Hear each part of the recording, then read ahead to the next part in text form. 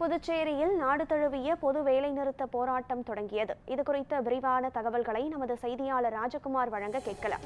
வணக்கம் ராஜகுமார். நாடு தழுவிய பொது வேலைநிறுத்த போராட்டம் தொடங்கியிருக்கும் நிலையில் அங்கு புதுச்சேரியில் என்னென்ன தொழிற்சங்கங்கள் இந்த வேலைநிறுத்த போராட்டத்தில் பங்கெடுத்திருக்கின்றனர்? முழு விவரம்.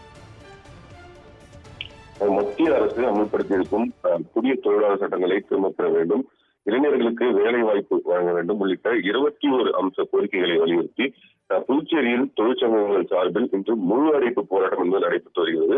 நாடு முழுவதும் வேலை நிறுத்த போராட்டமாக நடைபெற்றது. புதுச்சேரியில் இது முழு அடைப்பு போராட்டமாக அறிவிக்கப்பட்டு இன்று முழு அடைப்பு காரணமாக பேருந்து, ஆட்டோக்கள் வரவில்லை. மேலும் கடைகள் முழுவதுமாக அடைக்கப்பட்டிருக்கிறது. ஆகவே மத்திய அரசு அமல்படுத்தியிருக்கும் இந்த புதிய தொழிலாளர் சட்டங்களை திரும்பப் பெற வேண்டும் உள்ளிட்ட பல்வேறு கோரிக்கைகளை வைத்து அகில இந்திய அளவில் தொழிற்சங்க சார்பில் இன்று வேலைநிறுத்த போராட்டம் நடைபெற்று வருகிறது.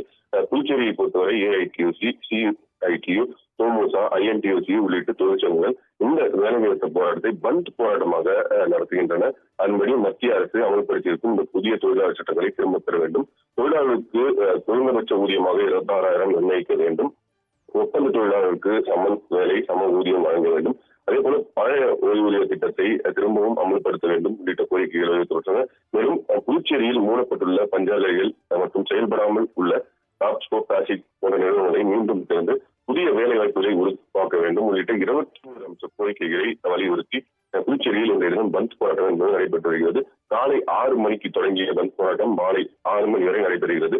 இந்த பந்த் போராட்டத்திற்கு இந்தியா கூட்டணி கட்சிகளும் ஆதரவு தெரிவித்ததால் 6 இடங்களில் சாலை மறியல் போராட்டமும் நடைபெற இருக்கிறது. மேலும் இந்த பந்த் போராட்டம் காரணமாக புதுச்சேரியில் ஆட்டோ, டெம்போ மற்றும் தனியார் பேருந்துகள் முற்றிலுமாக ஓடவில்லை. ஒரு சில அரசு பேருந்துகள் மற்றும் போலீஸ் பாதுகாப்புடன் இயக்கப்படுகிறது. புதுச்சேரியை பொறுத்தவரை பெரும்பாலும் தனியார் பேருந்துகளே இயக்கப்படும். தற்போது அரசு பேருந்துகள் மட்டும் இயக்கப்படுவதால் பொதுமக்களின் இயல்பு வாழ்க்கை என்பது முற்றிலுமாக பாதிக்கப்பட்டிருக்கிறது. மேலும் உதயரங்காடி, நேரு வீதி, அண்ணா சாலை, காமராஜ் சாலை உள்ளிட்ட பகுதிகளில் கடைகள் முழுவதுமாக அடைக்கப்பட்டிருக்கின்றன. ஒரு சில தனியார் பள்ளிகள் மற்றும் கல்லூரிகளுக்கும் இன்றைய தினம் விடுமுறையும் அறிவிக்கப்பட்டிருக்கிறது.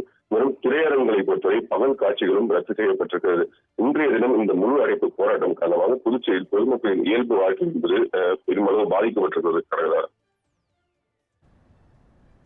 விவரங்களை வழங்கியமைக்கு நன்றி ராஜகுமார்.